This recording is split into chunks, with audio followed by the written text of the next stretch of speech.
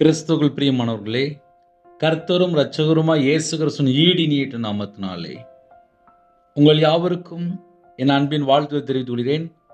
தேவன் அருளிய அப்பம் பிரேயர் மினிஸ்டர் மூலியமாக உங்களோடு சந்திப்பதில் மிகுந்த மகிழ்ச்சி அடைகிறேன். தினம்தோறும் அதிகாலைகளிலே பரிசுத்த வேதாகமத்தில் நாம் ஒரு பகுதியை தியானித்து நம்முடைய குடும்ப பாதுகாப்பிற்காக நாம் ஜெபித்து வருகிறோம். அதிகாலைகளில் அபிஷேகங்களை பெற்றுக்கொள்ள, தேவனுடைய கிருபை பெற்றுக்கொள்ள புதிய நாளிலும் இணைந்திருங்கள்.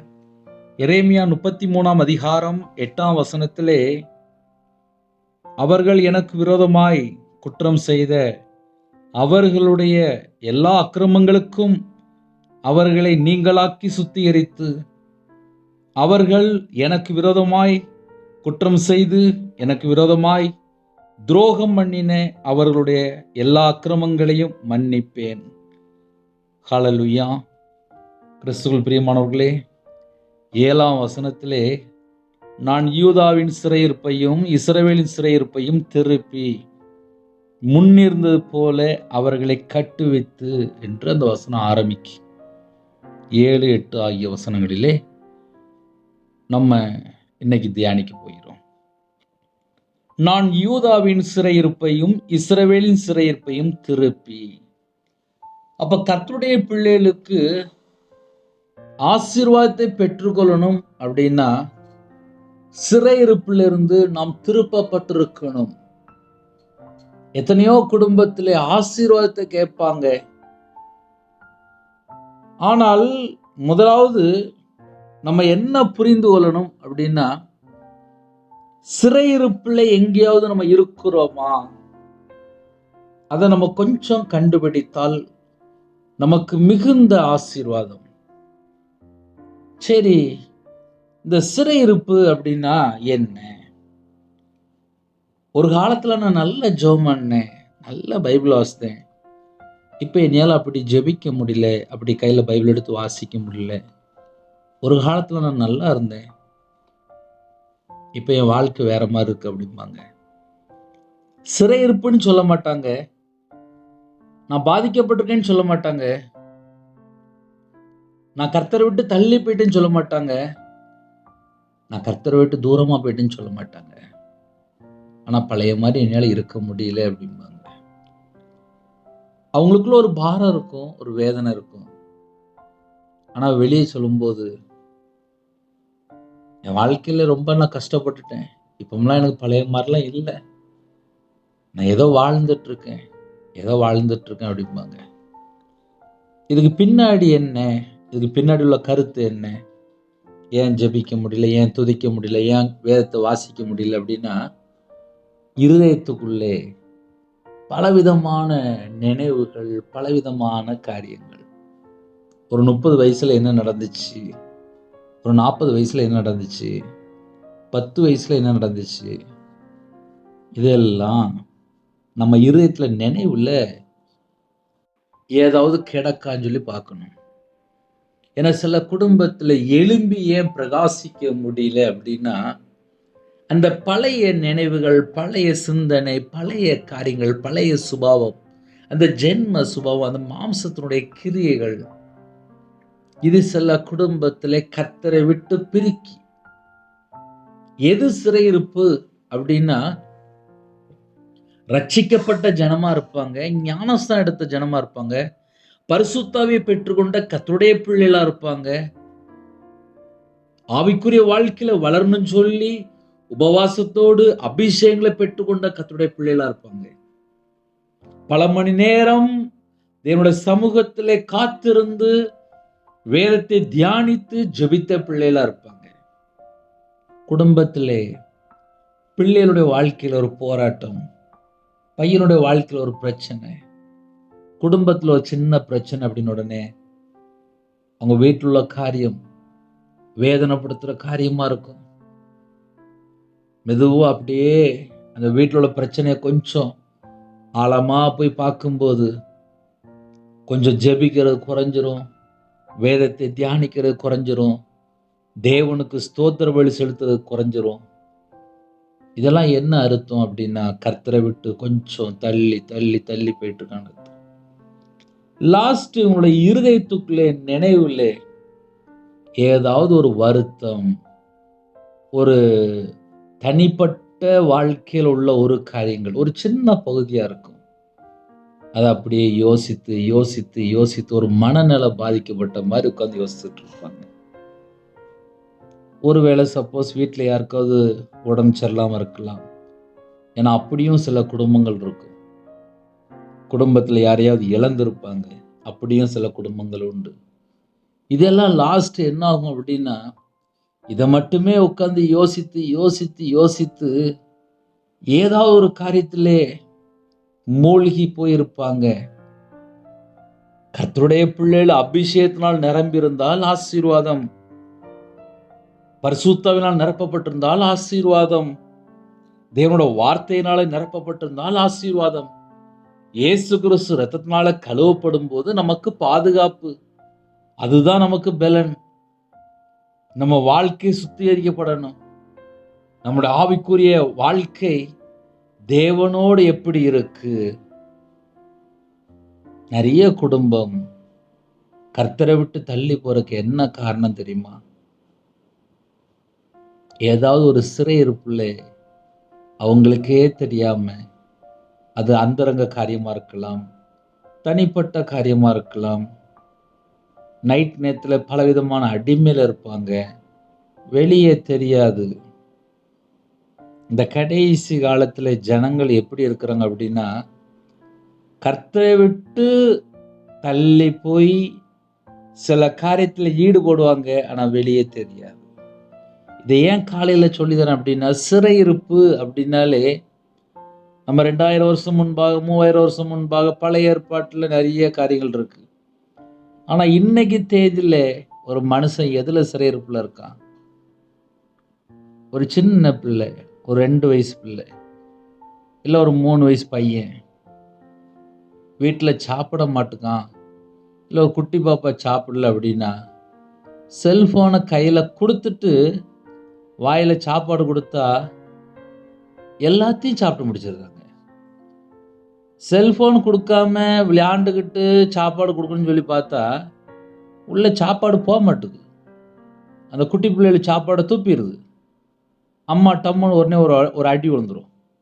அப்ப என்ன அர்த்தம் அப்படின்னா, பிள்ளைகளுடைய அந்த எல்லா பழக்க வழக்கங்கள் எல்லாமே சின்ன வயசுலயே மாற ஆரம்பிக்கும். ஒரு வீட்டுக்கு போயிருந்தேன். அந்த குடும்பத்துல ஊழியக்காரங்க குடும்பம் தான். வீட்டுல உள்ள போய் பார்த்தா ஒரு 3 வயசு பையன்தான். சாப்பாடு வைக்கும்போது மட்டும் அவனுக்கு அந்த கார்ட்டூன் அந்த மாதிரி ஏதாவது போட்டு கொடுத்துருக்காங்க. என்னன்னு கேட்டா சாப்பிடவே மாட்டுக்கான் அப்படிங்க. அப்ப அந்த 3 வயசு பையன் இப்ப எதுல அடிமையா இருக்கான் அப்படின்னா, அந்த கார்ட்டூன் பார்க்கறதுல உள்ள மெதுவா அடிமையா போறான். சரி, ஒரு 14 வயசு 15 வயசு பையன், ஊழியக்காரன் பையன்தான். அவன் எப்படி இருக்கான்னு சொல்லி பார்த்தா, வீட்டுக்குள்ள சும்மா இருக்கும்போது பல மணி நேரம் கேம் விளையாண்டுட்டு இருக்கான். சரி, வாலிப பையன் என்ன பண்றான் அப்படின்னு சொல்லி அந்த பக்கம் திரும்பி பார்த்தா, அந்த பையன் ஆன்லைன்ல போய் பணம் கட்டி கேம் விளையாண்டுட்டு இருக்கான். இதெல்லாம் ஏன் காலையில சொல்லி தரேன் அப்படின்னா, இது எல்லாமே சிறையிருப்பு தான். நான் சர்ச்சில் 2.5 வருஷம் வேலை பார்க்கும்போது வீடு விசிட்டிங் போவேன். திடீர்னு போயிட்டு இருப்பேன். சர்ச்சிலேருந்து ஏதாவது கொடுத்து அனுப்பிவிடுவாங்க. போயிட்டு இருப்பேன். அப்படி போகும்போது அந்த வீடுகளிலே நிறைய காரியங்கள் நான் பார்த்துருக்கேன். நான் போன உடனே முதல்ல டிவி ஆஃப் பண்ணுவாங்க. அப்படின்னா என்ன அர்த்தம் அப்படின்னா, வீட்டில் டிவியில் படம் பார்த்துட்டு இருப்பாங்க, இல்லை நாடகம் பார்த்துட்டு இருப்பாங்க. நான் போன உடனே முதல்ல ஆஃப் பண்ணுவாங்க. இவங்க எல்லாருமே ஞாயிற்றுக்கிழமை சர்ச்சுக்குள்ள உட்காந்துருப்பாங்க. ஆனால் மற்ற 6 நாள் அவங்களுடைய வாழ்க்கை எப்படி இருந்துச்சு, அவங்க எதில் அடிமையாக இருக்கான்னு சொல்லி பார்க்கும்போது, இப்படி நிறைய காரியத்தில் நம்ம சொல்ல முடியும். இதுக்கப்புறம் இன்னும் ஆண்கள், பெரியவங்க, ஒவ்வொரு ஸ்டேஜில் உள்ள மக்கள் ஒவ்வொரு காரியத்தில் அடிமையாக இருப்பாங்க. ஒரு தேவையில்லாத ஒரு ஃப்ரெண்டுகிட்ட ஒரு பல மணி நேரம் பேசினா அது ஒரு அடிமை தான். பக்கத்து வீட்டில் உட்காந்து பல மணி நேரம் கதை பேசிட்டு இருந்தா அது ஒரு அடிமை தான். வீணான வார்த்தை, எத்தனை வார்த்தை இருக்கு. அதனால இந்த கடைசி காலத்திலே ஜனங்கள் எதுல சிறையிருப்புல இருக்கிறாங்க அது அவங்களுக்கு தெரிய மாட்டேங்குது. சில குடும்பத்திலே வெளியே தெரியாம பலவிதமான பாவங்கள், அது ட்ரக் அடிக்டா இருக்கலாம், இல்லை போதையா இருக்கலாம், கஞ்சா வழக்கமா இருக்கலாம், விக்கிர வழிபாடா இருக்கலாம், ஏதோ ஒரு இடத்துல நாள் பார்க்கறது, நேரம் பார்க்கறது, குறியேற்றது, எங்கேயாவது போய் ஏதாவது ஒரு சிறையிருப்புக்குள்ளே, ஏதாவது ஒரு அடிமைக்குள்ளே, இல்ல அந்நிய நோகத்துல போய் பிணைக்கப்பட்டு கர்த்தரை அறியாத நபரோடு பழகி அப்புறம் அங்க போய் ஒரு சிறையிருப்புல கிடப்பாங்க. எப்படிப்பட்ட ஜனங்கள் இந்த காலை வேளையிலே இணைந்திருந்தாலும் சரி, ஏன் இவ்வளவு தூரம் அதை பத்தி கொஞ்சம் ஆழமா சொல்லியிருக்கேன் அப்படின்னா, நாங்களா சிறையிருப்புல இல்ல பிரதர் அப்படின்னு சொல்லி ஒரே வார்த்தையா முடிச்சிருவாங்க. இவ்வளவு தூரம் விளக்கமா சொன்னதும், ஆமா நான் பக்கத்து வீட்டுல போய் 3 மணி நேரம் உட்காந்து பேசுவேன், நான் போன்ல மணிக்கணக்கா பேசிட்டு இருப்பேன், அதுல இத்தனை வார்த்தை தேவையில்லாத வார்த்தை, பரிசுத்தவான்கள் நாங்க பேசியிருக்கோம், தேவையில்லாம அதுல இவ்வளவு கதை பேசியிருக்கோம், அது எல்லாமே தேவனுக்கு பிடிக்காத காரியம்தான் அப்படின்னா என்ன அர்த்தம் அப்படின்னா, நம்ம சிந்தனைக்குள்ளே, நம்ம இருதயத்துக்குள்ளே நம்ம எதெல்லாம் ஸ்டோரேஜ் பண்ணி வச்சிருக்கோமோ அதெல்லாம் நாவினாலே வெளியில வந்துட்டு இருக்கு. நம்ம இருதயத்துக்குள்ள என்ன இருக்கோ அதுதான் வாயில வரும். அதை நம்ம சிம்பிளா சொல்லணும் அப்படின்னா, சிலவங்களுக்கு சாப்பிட்டா செமிக்காது அப்படிம்பாங்க, சாப்பிட்ட உடனே ஒரு கேஸ் மாதிரி வாயில வந்துட்டு அப்படிம்பாங்க. அவங்க என்ன சாப்பிட்டுருக்காலும் அந்த சுமல் அப்படியே வாயில அப்படியே கேஸ் மாதிரி வெளியில வரும். அது என்ன அர்த்தம் அப்படின்னா, அவங்க இருதயத்துக்குள்ள என்ன இருக்கு, அவங்க வயிற்றுக்குள்ள என்ன இருக்கு, அதுதான் வெளியில வரப்போகுது. அதே போல நம்ம பேசுற வார்த்தை நம்ம இருதயத்துக்குள்ள என்ன இருக்கோ அதுதான் அவுட்புட்டா வரும். சில குடும்பத்துல ஒரு பெரிய போஸ்ட்ல இருப்பாங்க, ஒரு கவர்மெண்ட் போஸ்ட்ல இருப்பாங்க, வீட்டுல இருக்கிற எல்லாரையுமே அதிகாரம் பண்ணிட்டு இருப்பாங்க. என்ன அப்படின்னா, அவங்க வேலைக்கு போன இடத்துல எல்லாரையும் அதிகாரம் பண்ணி பண்ணி பண்ணி லாஸ்ட் வீட்டுல வந்தா மனைவிட்டையும் அதிகாரம் தான், பிள்ளைகள்கிட்டையும் அதிகாரம் தான். பாசமெல்லாம் அங்க பார்க்க முடியாது. ஏன்னா பல மணி நேரம் அங்க வெளியில போய் பல பிஸியா இருப்பாங்க. அதே டோன் தான், அதே பேச்சு தான் வரும். வீட்டுல மனைவி பார்ப்பாங்க, என் வீட்டுக்காரர் கவர்மெண்ட் ஆபீசர், அதே டென்ஷன்ல வந்து பேசுறாரு அப்படின்னு சொல்லிட்டு அவங்க பொறுமையா இருப்பாங்க. ஆனா என்ன காரணம் அப்படின்னா, நம்ம இருதயத்துல என்ன ஸ்டோரேஜ் இருக்கோ அதுதான் அவுட்புட்ல வரும். ஆனா சில குடும்பத்துல அன்பா இருப்பாங்க, அவங்க வாயை திறந்து பேசும்போதே அன்பு மட்டும்தான் வரும். ஏன்னா உள்ள அதுதான் இருக்கு. அப்ப சிறையிருப்புனா என்ன அப்படின்னா, நம்ம இருதயத்துக்குள்ளே நம்ம எந்த எந்த காரியத்திலே அடிமையா இருக்கிறோம், அது ஒரு குடும்பம் தெரிந்திருந்தால் டக்குன்னு வெளியில ஓடி வந்துடலாம். 24 மணி நேரம் வாழ்க்கையிலே எவ்வளவு நேரம் கையில பைபிள் எடுத்து வாசிக்கிறோம், எவ்வளவு நேரம் தேவனை தேடுறோம், எவ்வளவு நேரம் யார்கிட்ட எவ்வளவு நேரம் ஏன் பேசணும், இது எல்லாமே தேவனுக்கு பிடிக்குமா? இதுக்கு முன்னாடி நம்ம அப்படி பேசியிருக்கிறோமா? ஒரு 5 வருஷம் முன்னாடி நம்ம அப்படி இருந்தோமா? ஒரு 10 வருஷம் முன்னாடி நம்ம அப்படி இருந்தோமா? இதை கண்டுபிடிக்கணும். நான் யூதாவின் சிறையிருப்பையும் இஸ்ரவேலின் சிறையிருப்பையும் திருப்பி. அப்ப திருப்பி அப்படின்னா, ஒரு மனுஷன் எதுல அடிமையா இருக்கான்? நாட்டுல நிறைய காரியம் இருக்குப்பா. நார்மலா வீட்டுல இருக்கிற ஒரு 4 பேரை சொல்லிட்டு இருக்கேன். மாமியார் மருமகளுக்குள்ள ஒரு அன்பை காணோம். என்னன்னு சொல்லி கேட்டா, இந்த மாமியார் எப்பமோ எதுவோ கேட்டிருக்காங்க, அது நினைவுல இருக்கும்போது பழைய மாதிரி ஒரு அன்பு கூற முடியல. அந்த ஆதியில் உள்ள அன்பை காணோம். கல்யாணம் முடிஞ்ச புதுசுல உள்ள அன்பை காணோம். கணவன் மனைவிக்குள்ள அந்த கல்யாணம் முடிஞ்ச புதுசுல அந்த அன்பை காணோம். இப்ப சில குடும்பத்துல எல்லாம் வாழ்ந்துட்டு இருக்காங்க, அவ்வளவுதான். வீட்டுல நிறைய காரியங்கள், ஆனா நிம்மதி மட்டும் இல்லை. இருதயம் எதுல கட்டப்பட்டிருக்கு, எந்த மாதிரி சிறையிருப்புல இருக்கு, இதை ஒரு மனுஷன் கண்டுபிடிக்கணும்ப்பா. இப்ப என் இருதயம்லாம் அடைக்கப்பட்ட மாதிரி இருக்கும். அப்ப என்ன அர்த்தம் அப்படின்னா, நான் எதை யோசிச்சுட்டு இருந்தனோ அதனால அடைக்கப்பட்டிருக்கு, நொறுக்கப்பட்டிருக்கும். எதனால நொறுக்கப்பட்டுச்சு அப்படின்னா, நான் எந்த காரியத்தை யோசித்தனோ அதனால நொறுக்கப்பட்டிருக்கு. சில நேரத்துல வேதனையா இருந்திருக்கேன். அது எதனால வேதனையா இருந்துச்சு அப்படின்னு சொல்லி பார்க்கும்போது, நான் எந்த காரியத்தை யோசிச்சுட்டு இருந்தேன் அதுல ஒரு வேதனை. சரி, கையில பைபிள் எடுத்து வாசிக்கும்போது ஆவியில வளர்ந்துட்டு இருப்பேன். எனக்குள்ள அது பழைய சுபாவங்கள் எல்லாம் மாறிட்டு இருக்கும். நான் எப்படி ஆவியில வளர்ந்தேன், எனக்குள்ள எப்படி பரிசுத்த ஆவியானவர் பேசினாரு அப்படின்னு சொல்லி என் வாழ்க்கையிலே நான் தனிப்பட்ட வாழ்க்கையோட காரியத்தை சொல்லிட்டு இருக்கேன். ராத்திரி நேரத்தில் கையில் பைபிள் எடுத்து வாசித்துட்டு இருப்பேன். எல்லாரும் போல 10 நிமிஷம் 5 நிமிஷம் வாசிக்க மாட்டேன். மணிக்கணக்காக உட்காந்து வாசித்துட்டு இருப்பேன். மணிக்கணக்காக உட்காந்து வாசிக்கும் போது எது வாக்கு தத்துவம், எனக்கு எந்த வாக்கு தத்துவம் மூலியமாக என்னை வழி நடத்துறாரு, என் வாழ்க்கை எப்படி இருக்கு, நான் பரலோகத்துக்கு போறதுக்கு இன்னும் என்கிட்ட என்னெல்லாம் மிஸ்டேக் இருக்கு, நான் தேவனுக்கு முன்பாக எப்படி இருக்கிறேன், ஏன்னா கடைசி காலத்துல போயிட்டு இருக்கோம் அப்படின்னு சொல்லி இப்படியே உட்காந்து வேதத்தை தியானிக்கும் போது யோசிச்சுட்டு இருப்பேன். நம்ம வாழ்க்கை சிறையிருப்புல இருந்து திரும்ப வேண்டும், இல்ல ஒருவேளை சிறையிருப்பு இருக்கா இல்லையான்னு சொல்லி தெரியல அப்படின்னா, நம்ம மணிக்கணக்கா கையில பைபிள் எடுத்து வாசிக்கும் போது அழகா கண்டுபிடிக்க முடியும். என் வாழ்க்கையில் நான் கண்டுபிடிச்சேன்ப்பா, நான் அப்படியே சொல்லித்தரேன். சிறையிருப்புனா என்ன அழகா சொல்லித்தரேன். கடனுக்கு ஒரு சிறையிருப்பு இருக்கு, பாவங்க ஒரு சிறையிருப்பு இருக்கு. துன்மார்க்கமா வாழ்றானா அவன் ஒரு சிறையிருப்புல தான் வாழ்ந்துட்டு இருப்பான். இருளில் இருக்கிறானா அவன் ஒரு சிறையிருப்புல தான் வாழ்ந்துட்டு இருப்பான். வெளியே தெரியாது. இதெல்லாம் வெளிப்பட்ட பிரச்சனை. நான் ஸ்பிரிச்சுவல்ல சொல்லிட்டு இருக்கேன். ஒரு மனுஷன் அந்த ரங்கத்துல எங்கேயாவது கட்டப்பட்டிருந்தானா வெளியே தெரியாது. கட்டப்பட்ட மனுஷன் வெளியில பார்த்தா நல்ல அழகா ஒயிட் ட்ரெஸ் போட்டிருப்பாங்க, வெளியில பார்த்தா நல்லா சிரிச்சு பேசுவாங்க. ஆனா இருதயத்துக்குள்ள எதுல கட்டப்பட்டிருக்காங்க வெளியே தெரியாது. அப்ப சிறையிருப்பு என்ன அப்படின்னு சொல்லி பார்க்கும்போது, அந்த ரங்கத்துல சில பாவங்கள், யாருக்குமே தெரியாத பாவங்கள், இது எல்லாம் சிறையிருப்பு தானே.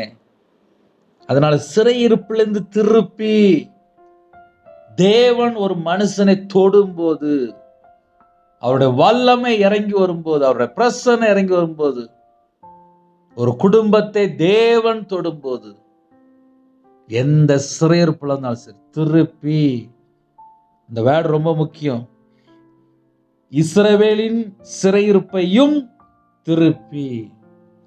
அப்ப சிறையிருப்பை திருப்பினா மட்டும்தான் நமக்கு விடுதலை. சிறையிருப்புல நான் இருக்கிறேன் அப்படின்னா அது என்ன காரியம்? சில குடும்பத்திலே மன அழுத்தத்துல டிப்ரெஷன்ல இருப்பாங்க. எதை யோசித்து சிறையிருப்புல இருக்கிறாங்க? வேலை இல்லாம இருக்கும், வீட்டுல யாராவது பெரியவங்க சொல்லியிருப்பாங்க, ஏசி இருப்பாங்க, இல்ல குடும்பத்துக்குள்ள கணவன் மனைவிக்குள்ள பிரச்சனை வந்திருக்கும். உடனே வீட்டுல அப்படியே ஒரு மன அழுத்தம் போல உட்கார்ந்துருப்பாங்க. என்னை எல்லாரும் இப்படி பேசிட்டாங்களே அப்படின்னு சொல்லி வேதனைப்பட்டு ஒடுங்கி ஒரு சிறையிருப்புல அவங்களே போன மாதிரி ஒரு ஃபீலிங்குள்ள போயிடுவாங்க. இந்த கடைசி காலத்துல நிறைய வீட்டுல இப்ப என்ன இருக்குன்னா ஃபீலிங், எதை யோசித்தாலும் அவங்க ஒண்ணு யோசிப்பாங்க, உடனே அவங்களாவே ஒரு ஃபீலிங்குள்ள போயிடுவாங்க.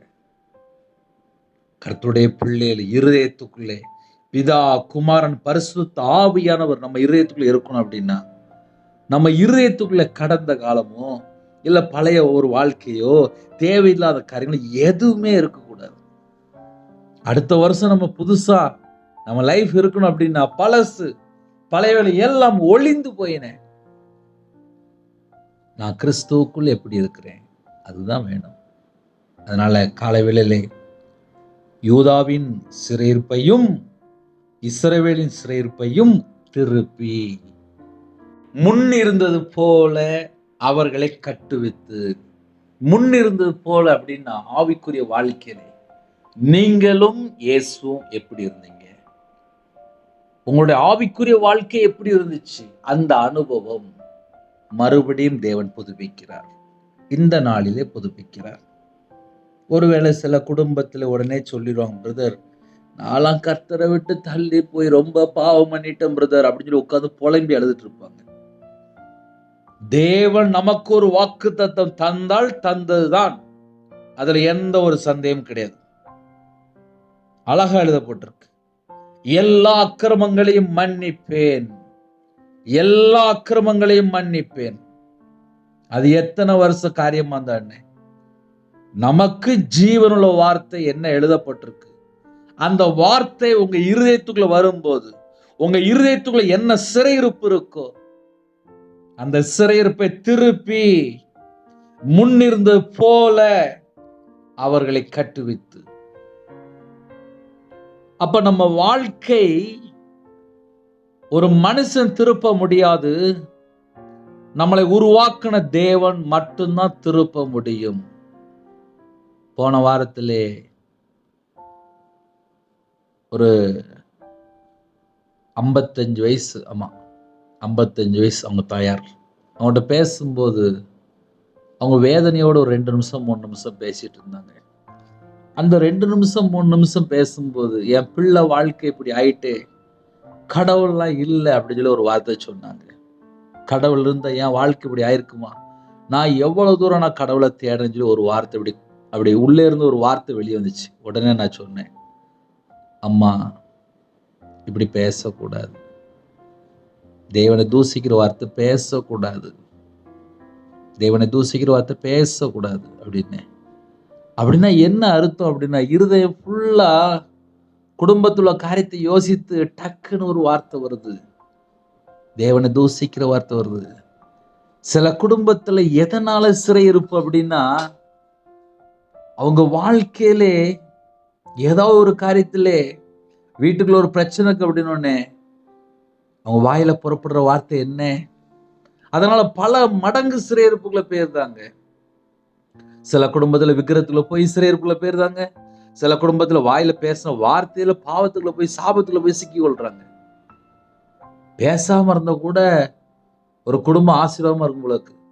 பேசி பேசியே சில குடும்பம் ஒம்பா போயிருது. சில குடும்பம் எப்படி கஷ்டப்படுது அப்படின்னா, பேசி பேசி பேசி பேசி சர்ச்சுக்கு போக மாட்டுக்காங்க, தேவனை தேட மாட்டுக்காங்க, ஆனா தூசிக்கிற வார்த்தை பேசிடுறாங்க. ஒரு மனுஷனுடைய வாழ்க்கையில ஏன் சிறையிருப்பு வருது, எதனால வந்துச்சு? வசனம் தெளிவா எழுதப்பட்டிருக்கு, ஆவியோடு உண்மையோடும் தேவனை தேடணுமா. இன்னைக்கு ஒரு குடும்பத்துல உண்மையும் இல்லை, ஆவியும் இல்லை, கடமைக்கு தேடுறாங்க. கையில பைபிள் எடுத்து வாசிக்கிறது இல்லை, ஜெபிக்கிறது இல்லை, தேவனை தேடுறது இல்லை. இது எல்லாமே ஒரு குடும்பத்துக்குள்ள சிறையிருப்புக்குள்ளதான் இருக்கிறாங்க. நான் மறுபடியும் பேசிட்டு இருக்கேன். சில குடும்பத்துல சிறையிருப்புனா என்னன்னு தெரியாதுல்ல. நான் பாவம் பண்ணல, நான் அது பண்ணல இது பண்ணல அப்படிம்பாங்க.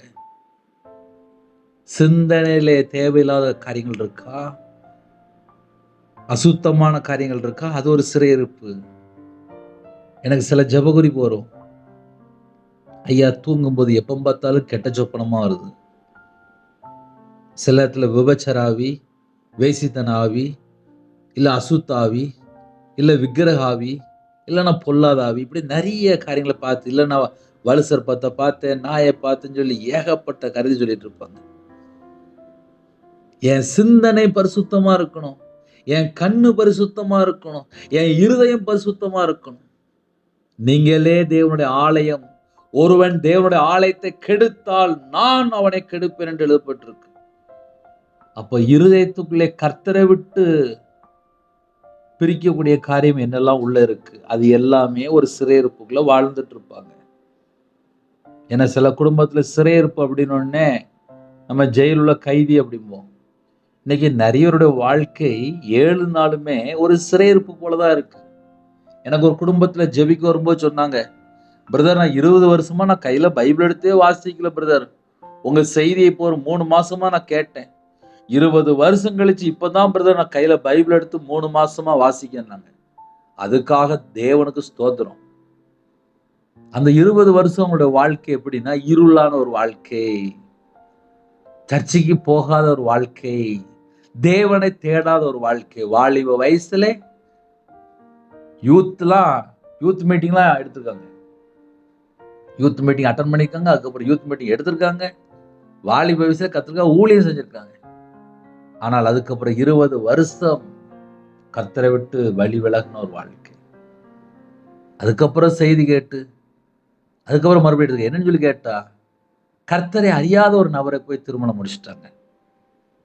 அப்ப அந்த வீட்டுக்குள்ள ஏன் சிறையிருப்பு வந்துச்சு, 20 வருஷமா ஏன் தேவனை தேடலன்னு சொல்லி கேட்கும்போது, வாலிப வயசுல ரட்சிக்கப்பட்டு நான் ஞானசம் எடுத்த பிள்ளைதான், நற்கன் எடுக்கிற பிள்ளைதான், ஆனா விரும்பி திருமணம் முடிச்ச விக்கிரத்துக்குள்ள போயிட்ட 20 வருஷம் முடிஞ்சு போச்சு அப்படின்னாங்க.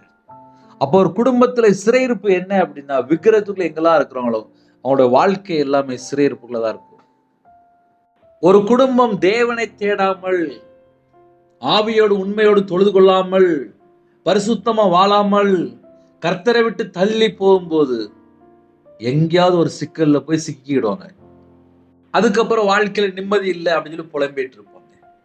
அப்ப இன்னைக்கு காலவேளை செய்தி என்ன அப்படின்னா, நம்முடைய தேவன் நமக்கு ஒரு வாக்குத்தத்தம் பண்றார்.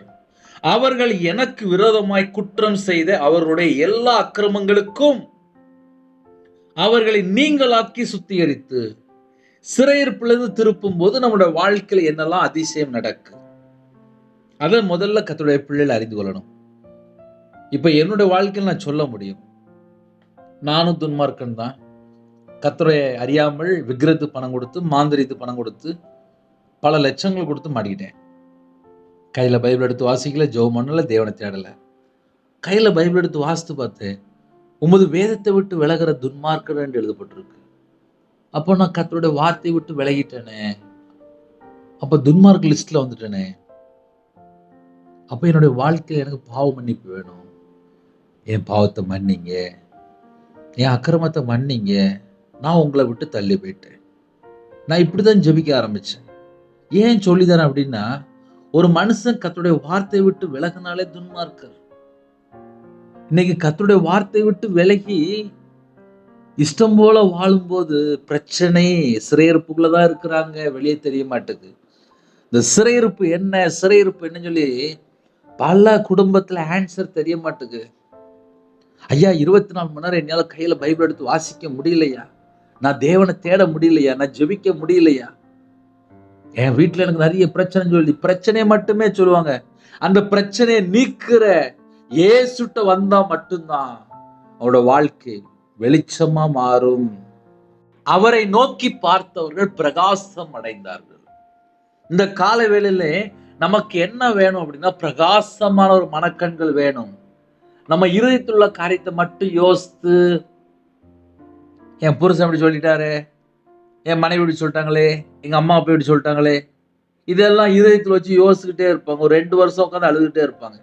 ஒரு வீட்டில் எனக்கு ஒரு ஜெப குறிப்பு வந்துச்சு. கொரோனாக்கு அப்புறம், கொரோனா நேரத்தில் அம்மா இறந்து போயிட்டாங்களாம்.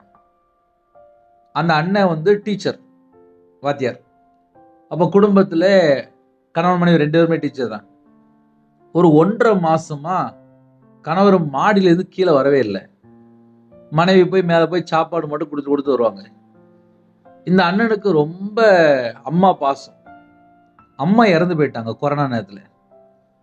அவங்க என்ன சொல்றாங்க அப்படின்னா, எங்க அம்மாவை நான் இன்னும் நல்லா கவனிச்சிருக்கலாமே, எங்க அம்மா இறந்து விட்டு ஒரு 1.5 மாசமா உட்காந்து அழுதுட்டே இருக்காங்க. அப்ப அந்த தாயார் எனக்கு கூப்பிட்டாங்க, இந்த மாதிரி எங்க கணவர் மாடியில 1.5 மாசமா உட்காந்து அழுதுட்டே இருக்காரு, மேல இருந்து கீழே வரமாட்டுக்காரு, கொஞ்சம் ஜெபம் பண்ணீங்களா அப்படின்னு. அந்த அண்ணனுக்கு அப்புறம் நான் பேசினேன். கிட்டத்தட்ட ஒரு 1/2 மணி நேரம் போன்ல பேசினேன். பைபிள்ல சில வசனங்களை எடுத்து காமிச்சேன், பிரசங்கில போட்டிருக்கு. அந்த வசனத்தை எடுத்து காமிச்சேன்.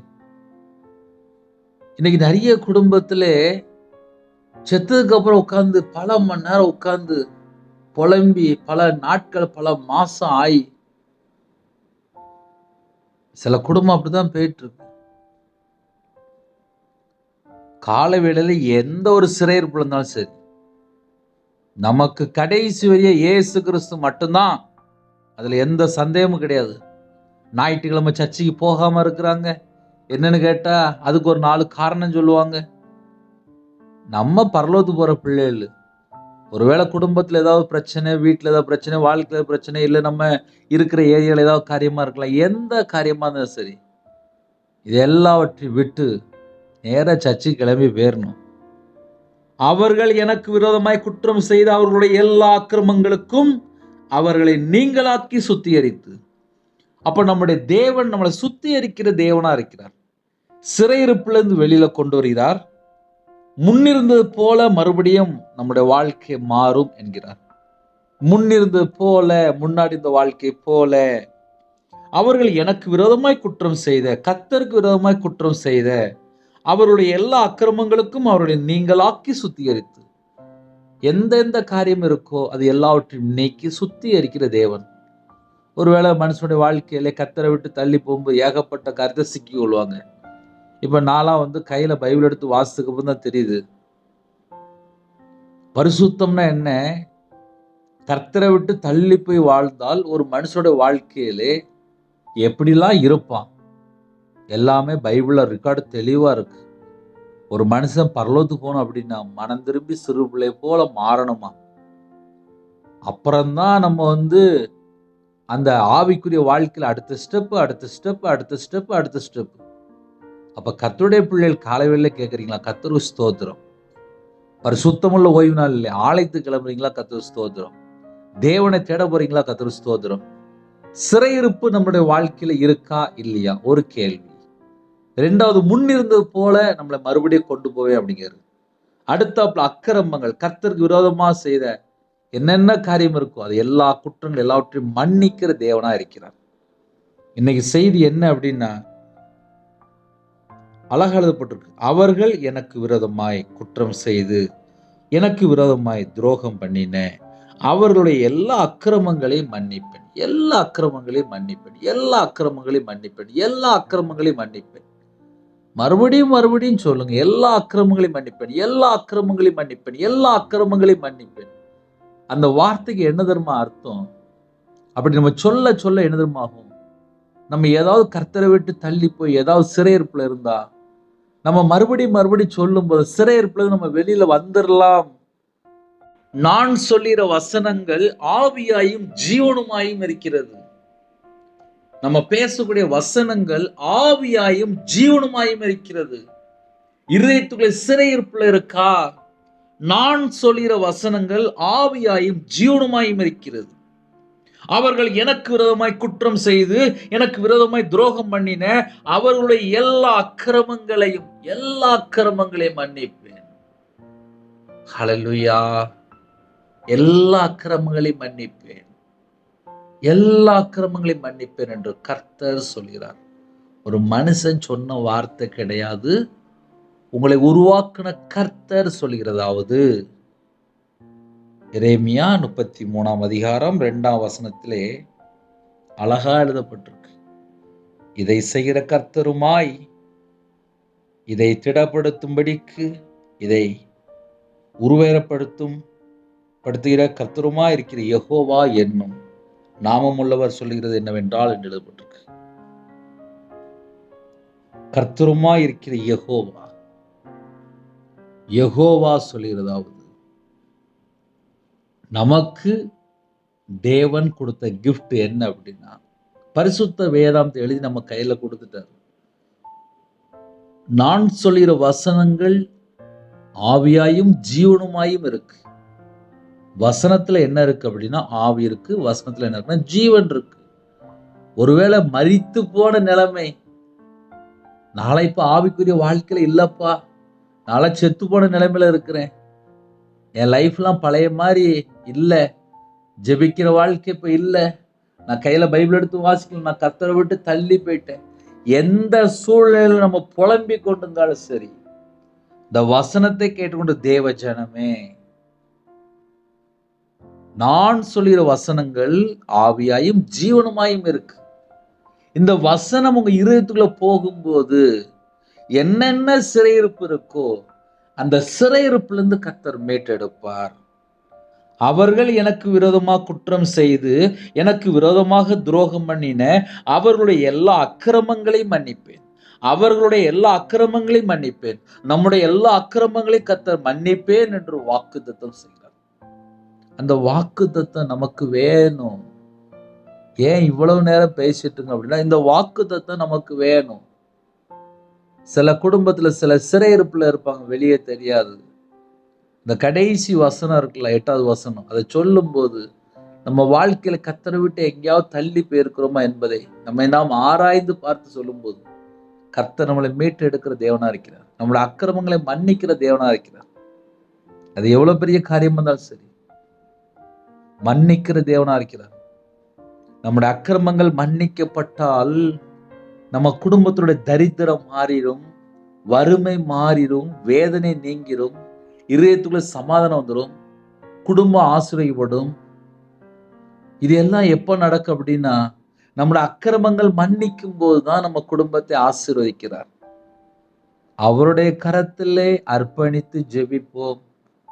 தேவன் மட்டும்தான் நம்ம குடும்பத்தை ஆசீர்வதிக்க முடியும்.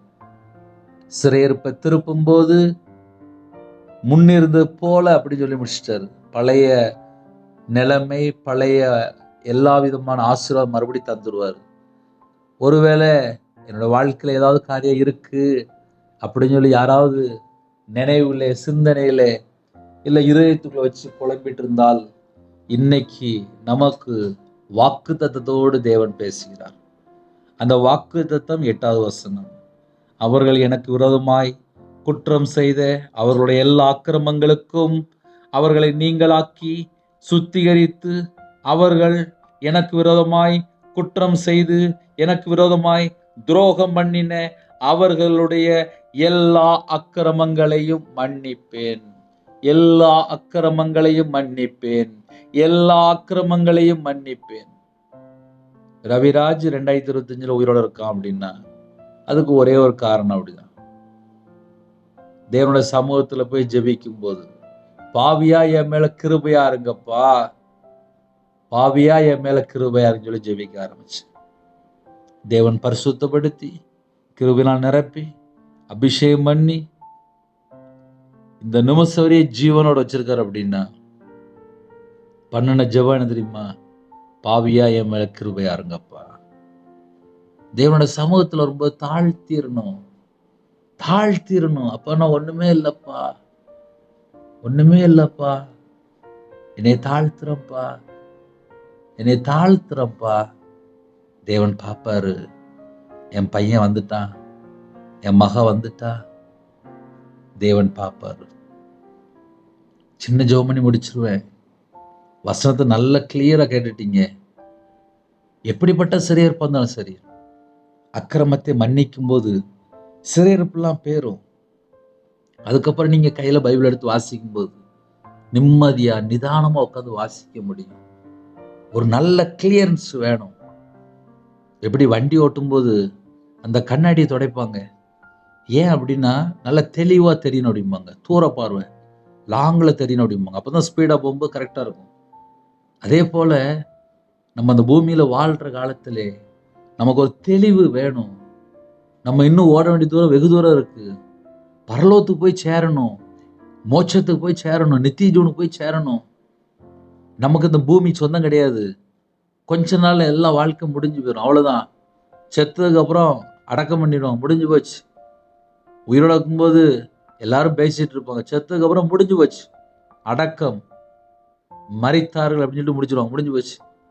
இந்த வாழ்க்கைக்குள்ள நம்முடைய பாவங்கள், அக்கிரமங்கள் எல்லாம் மன்னிக்கப்பட்டு சிறையிருப்பெல்லாம் திருப்பி நமக்கு முன்னிருந்த போல ஒரு ஆசீர்வாதம் தருகிறேன் என்கிறார். ஹல்லேலூயா. அவருடைய சமூகத்தில் அர்ப்பணிப்போமா? கண்களை மூடி நாம் ஜெபம் செய்வோம். எங்களை அதிகமாய் நேசிக்கலாம் அன்பு இந்த பரிசுத்தமுள்ள நல்ல பிதாவே, நன்றி எடுத்துகிறோம்ப்பா. உங்க பிள்ளைகள் எந்தெந்த சூழ்நிலை இருந்தாங்களோ எல்லாரோட பேசியிருக்கிறீங்கப்பா. எங்க இதயத்துக்குள்ளே என்னென்ன காரியம் இருக்கு உமக்கு மட்டும்தான் தெரியும். அவர்கள் எனக்கு விரோதமாய் செய்த குற்றம் எல்லாவற்றையும் மன்னிப்பேன், அக்கிரமங்களை மன்னிப்பேன், எல்லா அக்கிரமங்களையும் மன்னிப்பேன். உங்க பிள்ளைகளுக்கு வாக்குத்தத்தம் மூலியமாக இந்த நாளில் பேசின கிருபைக்கா ஸ்தோத்திரம், ஸ்தோத்திரம், ஸ்தோத்திரம், ஸ்தோத்திரம், ஸ்தோத்திரம், ஸ்தோத்திரம்ப்பா. எங்க கூட நீங்க பேசுறீங்க, ஸ்தோத்திரம்ப்பா. இன்னைக்கு தேதியில யாரெல்லாம் இணைந்திருக்காங்களோ ஆவிக்குரிய வாழ்க்கை உயிர்ப்பிக்கப்படணும், குடும்ப வாழ்க்கை ஆசீர்வாதமா மாறணும், தரித்திரம் மாறணும், பஞ்சம் மாறணும், கஷ்டம் மாறணும், வேதனை மாறணும், துக்கம் நீங்கணும். எந்தெந்த அக்கிரமத்துல சிறையிருப்புல இருந்தாங்களோ எல்லாம் மன்னிக்கப்பட்டு ஆசீர்வதிக்கப்பட்ட சந்ததியா மாறணும். கிருபை செய்யுங்க, கிருபையினால் நிரப்புங்க. நம்முடைய பிரச்சனை இறங்கி வரட்டும். ஜெப அபிஷேகம் தாங்க, வேதத்தை தியானிக்கிற அபிஷேகம் தாங்க, துதிக்கிற பிள்ளைகளா மாறட்டும், உமக்கு மகிமை செலுத்துற பிள்ளைகளா மாறட்டும். குறைகள் குற்றங்கள் எல்லாவற்றையும் மன்னித்து தீர்காய் தந்து பூரண சுகம், பூரண பலன், பூரண ஆரோக்கியம் தந்து ஒவ்வொரு குடும்பத்தையும் ஆசிரிங்க. இந்த நாளிலும் ஆலயத்து புறப்படுகிற பிள்ளைகளை கர்த்தர் கரம் தொட்டு ஆசிரிங்க. எல்லா தேசத்துல ஜனங்களையும் உம்முடைய ஜீவனுக்குள்ள அர்ப்பணிக்கிறோம். யாரெல்லாம் ஆலயத்து புறப்படுறாங்களோ எல்லாரையும் கர்த்தர் வேலை அடைங்க, கர்த்தர் வேலடை, கர்த்தர் வேலடை. வெளியில புறப்பட எல்லா ஜனங்களையும் உம்முடைய ஜீவனுக்குள்ள அர்ப்பணிக்கிறோம். கர்த்தர் புறப்படுத்துவாங்க. பிதா குமாரன் பரிசுத்த நாமத்துல முத்திரை போடுங்க. உங்களுடைய ரத்த கொடைகளை வேலடைங்க. அப்பிரயோஜனமான ஊழியக்காரன்பா, தேவன் அருளி அப்போ பிரேயர் மூலியமா யாரெல்லாம் இணைந்துக்காங்களோ கர்த்தர் ஆசீர்வதிங்கப்பா. அப்பா திருநெல்வேலி பகுதியிலே இடம் வாங்க, அதற்குள்ள தேவைகள் எல்லாவற்றையும் கர்த்தர் சந்திங்க, கர்த்தர் சந்திங்க, கர்த்தர் சந்திங்க, கர்த்தர் சந்திங்க. இணைந்துகிற குடும்பங்கள் எல்லா தேச ஜனங்களும் மெய்யான தேவனை தொழுது கொள்ள வேண்டும்ப்பா. ஆவியோடும் உண்மையோடும் தொழுது கொள்ளணும்ப்பா. பரிசுத்தத்தோடு தொழுது கொள்ளணும்ப்பா. கிருபை தாங்கப்பா. சாட்சியுள்ள ஒரு வாழ்க்கை வாழ கிருபை செய்யுங்கப்பா. கனியுள்ள ஒரு வாழ்க்கை வாழ கிருபை தாங்கப்பா. தேவ திட்டத்துக்குள்ள வரணும்ப்பா. எங்களுக்கு கிருபை தாங்கப்பா. தேவ சித்தத்துக்குள்ள வரணும், கிருபை தாங்கப்பா. நற்கிரியை செய்ய கிருபை தாங்கப்பா. நன்மை செய்ய கிருபை தாங்கப்பா. தான தர்மம் செய்ய கிருபை தாங்கப்பா. இணைந்துகிற குடும்பங்கள் ஆசீர்வதிக்கப்படணும். எல்லா தேசத்துல ஜனங்களையும் உங்களுடைய ஜீவன்களை அர்ப்பணிக்கிறோம். யாரெல்லாம் எந்த சூழ்நிலை இணைந்திருக்காங்களோ அவங்க இருதயத்துக்குள்ள என்னென்ன வேதனை இருக்கும், அந்த வேதனை எல்லாம் நீக்கி ஆசீர்வதிங்க, சம்பூர்ணமா ஆசீர்வதிங்கப்பா. சந்ததி ஆசீர்வதிக்கட்டும். இந்த வருஷத்தினுடைய எல்லா காரியத்துக்கும் ஸ்தோத்திரம்ப்பா. புதிய ஆண்டுக்குள்ள போகும்போது புதிய நன்மைகளை பெற்றுக்கொள்ளணும்ப்பா. கிருபை தாங்க, பரிசுத்தப்படுத்துங்க, சுத்திகரிங்க. ஒவ்வொரு குடும்பத்தையுமே சுத்திகரிங்கப்பா. அவர்கள் எனக்கு விரோதமாய் குற்றம் செய்து அவருடைய எல்லா அக்கிரமங்களுக்கும் அவர்களை நீங்களாக்கி சுத்திகரித்து என்று அப்பா எழுதப்பட்டிருக்குப்பா. உங்க பிள்ளையோட இருதயத்தை சுத்திகரிங்கப்பா. உங்க ரத்தத்தினால கழுவி சுத்திகரிங்கப்பா. ஒவ்வொரு குடும்பம் அப்பா ஆசீர்வதிக்கப்படும். இருதயத்துக்குள்ள சமாதானம் வேணும்ப்பா. குடும்பத்துக்குள்ள தீர்காயுசு வேணும்ப்பா. அவங்களோட அக்கிரமத்தை மன்னிப்பேன் என்று வாக்கு தத்தம் உங்க பிள்ளையோட வாழ்க்கையில இந்த நாளில இயேசு கிறிஸ்து நாமத்தினால நிறைவேறட்டும். அப்பிரோஜனமான ஊழியக்காரப்பா, களிமண்ணா அர்ப்பணிக்கிறேன். ஆவியானவர் பொறுப்பெடுத்துங்க. வானத்துக்கும் பூமிக்கும் சகல அதிகாரம் உள்ள கர்த்தரின் நாமத்துக்குள்ளே எங்களை தாழ்த்தி அர்ப்பணிக்கிறோம். துதி கன மகிமை எல்லாம் கர்த்தராகிய இயேசு கிறிஸ்து ராஜா ஒருவருக்கே செலுத்திடும். இயேசு கிறிஸ்து பிதாவே, ஆமென். தேவனுக்கு மகிமை உண்டாதாக. கர்த்தர் தாமே உங்களை உங்கள் குடும்பத்தில் சகல காரியத்தில் சம்பூர்ண திருப்தியாக கர்த்தர் கூட இருந்து ஆசீர்வதிப்பாராக. ஆமென். கர்த்தராகிய இயேசுவின் கிருபையும் பிதாவாகிய தேவனுடைய அன்பும் பரிசுத்தனுடைய ஐக்கியமும் இப்பொழுதும் எப்பொழுதும் சதா காலங்களிலும் நம்மளோடு கொடுப்பதாக. ஆமென். கிறிஸ்துவில் பிரியமானவர்களே, என் பேர் அபிராஜி. தேவன் அருளி அப்போ மினிஸ்டலுக்காக ஜெபித்துள்ளுங்கள். திருநெல்வேலி பகுதியில் இருக்கிறோம். இடத்துக்காக ஜெபித்து கொண்டிருக்கிறோம். தேவைகள் அதிகமாக உண்டு. இடம் வாங்கி தர யாராவது நினைத்தால் 9363064181 நம்பர் தொடர்பு கொள்ளலாம். கர்த்தர் குடும்பத்தை ஆசீர்வதிப்பார். ஊழியத்துக்காக ஜெபித்துள்ளுங்கள். இரவும் போலுமா ஜெபிக்கிறோம், வேதத்தை தியானிக்கிறோம். கர்த்தருடைய பிள்ளைகள் இணைந்திருங்கள். உங்களுக்கு தெரிந்த மற்ற நம்பர் ஷேர் பண்ணி நீங்களும் ஆன்லைன் மூலியமாக கர்த்தருடைய ஊழியத்தை செய்யுங்க. கர்த்தர் உங்களையும் உங்கள் குடும்பத்தையும் ஆசீர்வதிப்பார். எனக்கா டெய்லி 1 நிமிடமா ஜெபிங்க. ஒரு 10 நாள் முன்னாடி வண்டியில கீழே வந்துட்டேன். அதனால ஜெபித்துக் கொள்ளுங்கள். கர்த்தருடைய ஊழியத்தை கடைசி வரை செய்யணும். குடும்பத்துக்காக ஜெபித்துக் கொள்ளுங்கள், ஊழியத்துக்காக ஜெபித்துக் கொள்ளுங்கள், இடத்துக்காக ஜெபித்துக் கொள்ளுங்கள். கர்த்தர் குடும்பத்தை அவரிதமாக ஆசீர்வதிப்பாராக. ஆமென். God bless you.